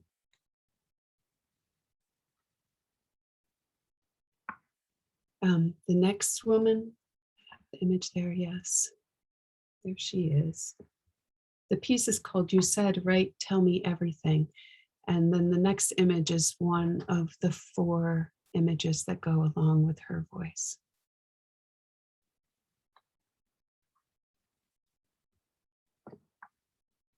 Your absence was an orchard. I gathered plums like words, plea, oath, a scribble of birds lifting. It rained. I moistened my lips, washed my hands, drank, laid down as if I too could be gone. No forgetting the meadowlark singing our song. I, stripped bare, my torso painted with hefty ash circles. The weight of those markings held me to the ground. Such blessings and despair carved a cavern. Time passed. Once I woke to the luminescent green of a Luna moth opening and closing its wings. Once to my hands stained bloodroot red. Once it seemed my face cupped in your palm, the sky that blue.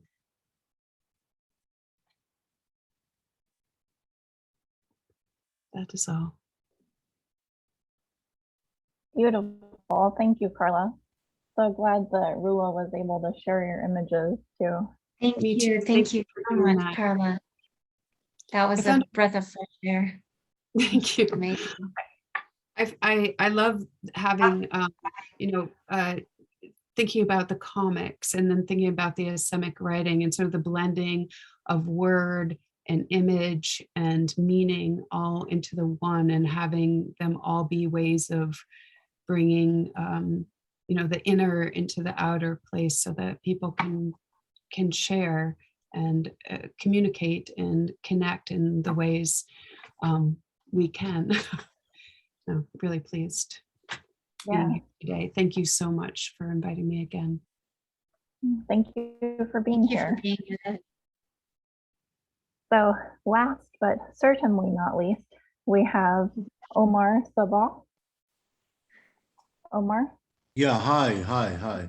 I wanted to share screen if possible, very briefly. If I can just try it there quickly. Where it was there. Yeah, sure.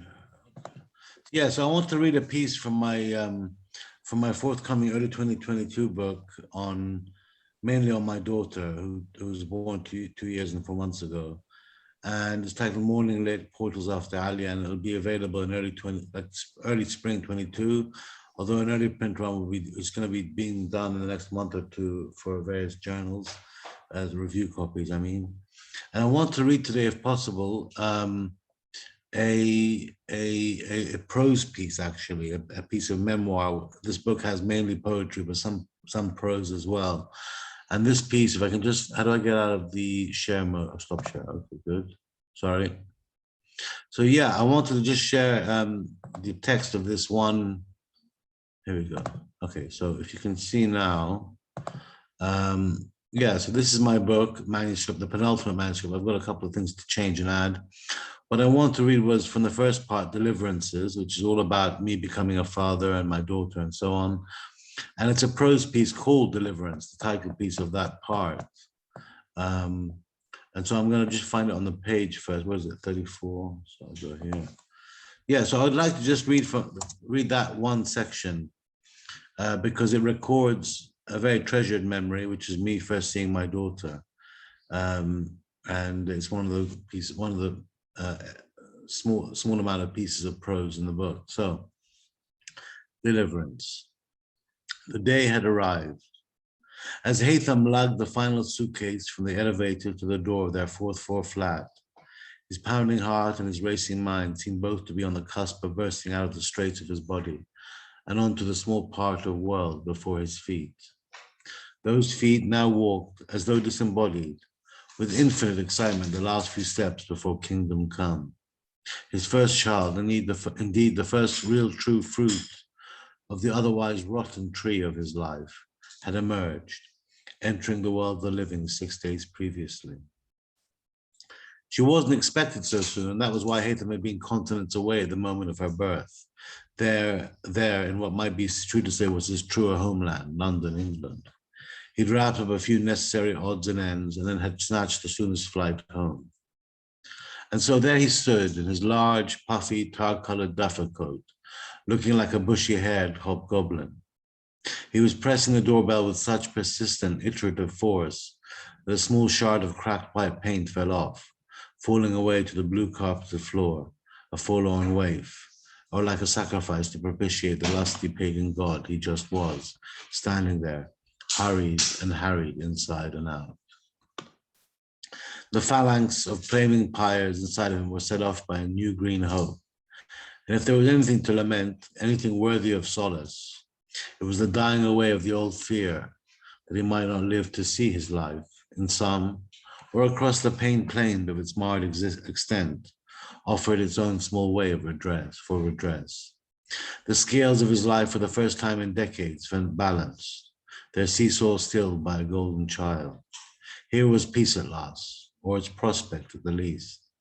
Another white wispy fleck of paint cracked and fell away, just as the front door wound open. When Melva saw him standing there panting away, her wide-lipped smile whispered for him to keep as quiet as possible. The baby was sleeping. Heythrop greeted his mother inside as well, and after hugs and kisses, and muted exhilarated exaltations, he was pointed in the direction of the sleeping infant, a small bundle of slightly reddened, leavened flesh, wrapped in layers of taupe. He approached gently, bending down on one knee, and placed his lips on the forehead of his newborn daughter. And just as he did so, her small mouth widened to a yawn, her slate blue eyes opening in a quick flicker like exotic precious stones. For an instant, she had an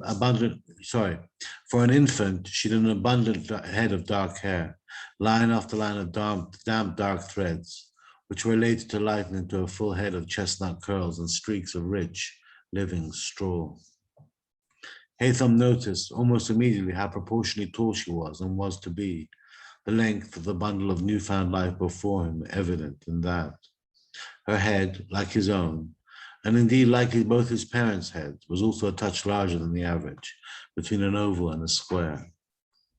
When he made these observations in harsh tones of awe, his eyes wide-eyed in shock and fascination, Melva merely said, loosening her clenched palms from their attitude of near prayer to hold his own, "She's ours.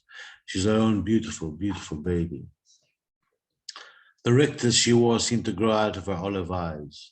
It seemed to him that some of their dark and sultry cruelty had transmogrified from acerbity into sweetness, a sweetness he'd rarely clocked in her. Gone in that moment, the rancor between them and the bitterness of much acrimony.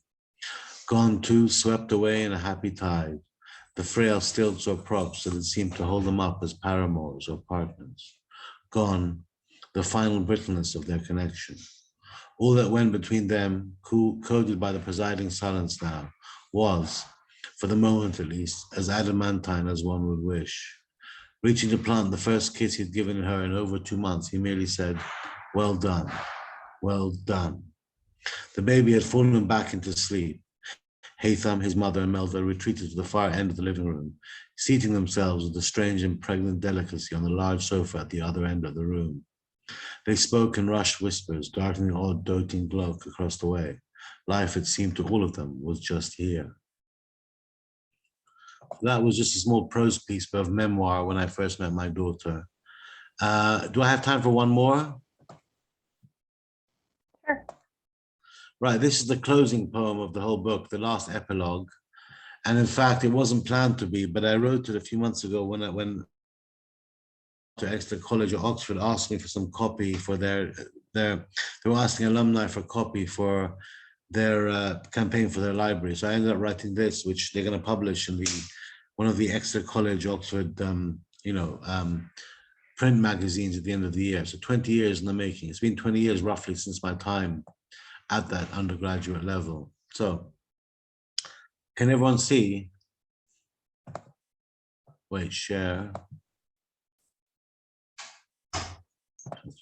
Can everyone see the poem? Not yet. Oh, well then how do I share screen? Sorry guys, I'm sorry again. Okay, yeah, here we go. So yeah, 20 years in the making. If I look back through the tunnel of 20 years, I see this boy, graceful and more, fueled by a weird desire to be graceful. And yet, I can count the fears possessing him. A string on an abacus whose beads idle and grin like the simplest numbers, far less than what he might have wished for, and more like the way that wish was pressed, all unrest. with the sense of a muffled, of a broken need. And here he is again, a whittled number now held in sight of a whittled eye. And below the surface of 20 years, the far deeper show, sort of beast disclosed, revealed by human sound. It's so darn long ago. And long ago when love was a round corner he grappled with, the long if young men greet in so many different ways. 20 years are flown, and 20 years that stay. And perhaps the way the years have fallen are no one's fault but mine. But to begin the effort to uncoil the spring, to unlock the bone-sad bales and sheaves of meaning, is a project for a different man, older, younger, who can tell? For the harvest of these passing years goes summed in two stark ways. I survived the human terror, but live beneath the tenor of what was always meant for me. And any winnings through it all are like 20 and like 10, two different numbers speaking to each other across a wind-picked valley. So many things I wished for, things set deep in me, things for which I built as best I could my fort of life, have been split and sundered from my mind. But I look back across the rough topography of 20 years, feel my feet whisper across the hard-pressed turf, and think that, for all of that, I've been luckier than most. Thanks, guys. Thank you, Omar. Thank you. Thank you so much, Omar. That was lovely. Thanks. And so that's yeah, the end of our time, I believe. And I wanted to make a quick announcement as to the publication that I edited, to The Rose in the World.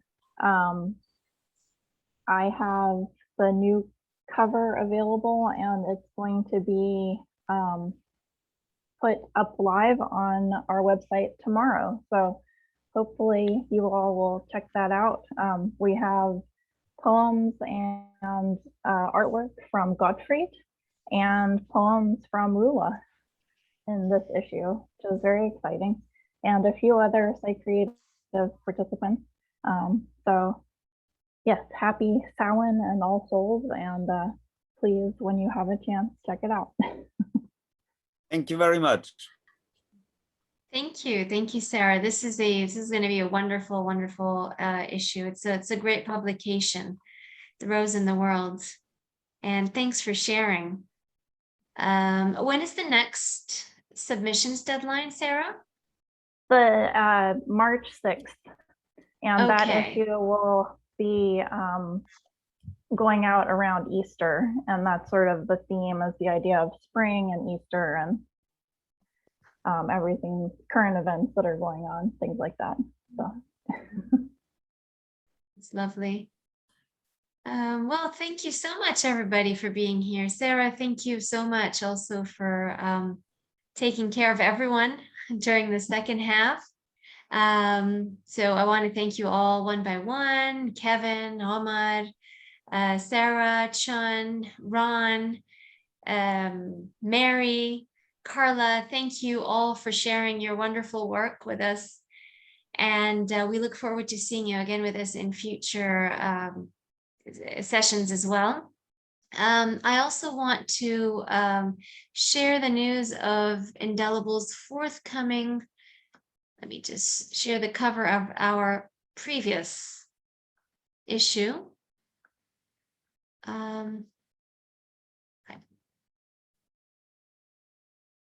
so this is Indelible's previous issue. That's the E part. And if you would like to download it, you can download it for free over here. This was issue number 5. The theme was food. As of issue number 6, which falls under the theme of the feminine in all of its different aspects. Our submissions deadline is on December 20th. So you still have time if you would like to present your art, your work, your writing, your poetry. So if you have anything to send over, please feel free to do so. This is www.indeliblelit.com. So you'll find all the information regarding submissions and emailing and everything here. We do have some amazing submissions for the forthcoming issue. We have submissions by Omar, by Gottfried, by Chun, Ron, Dixie, Claude, and many else who are here.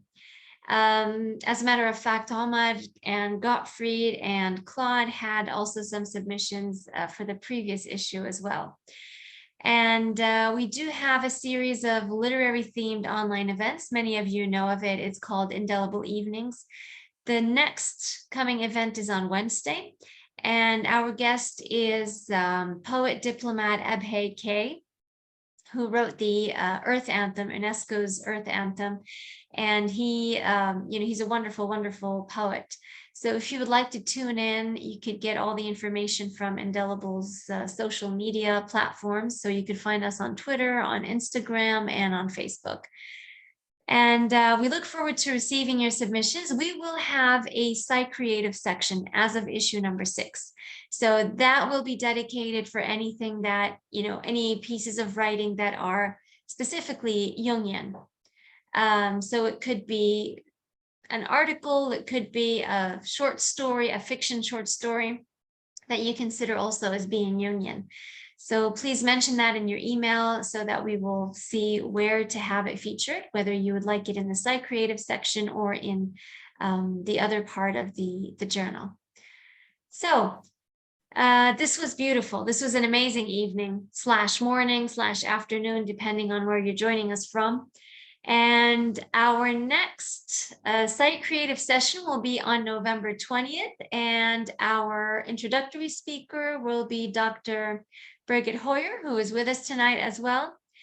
And we will also be having another series of art and poetry and other forms of writing. So we hope to see you all again soon. Thank you all so much for making this wonderful, wonderful event happen. And see you again next month or next week, depending on when you tune in again. Right. Thanks, Rhoda. Bye. Thank you so much.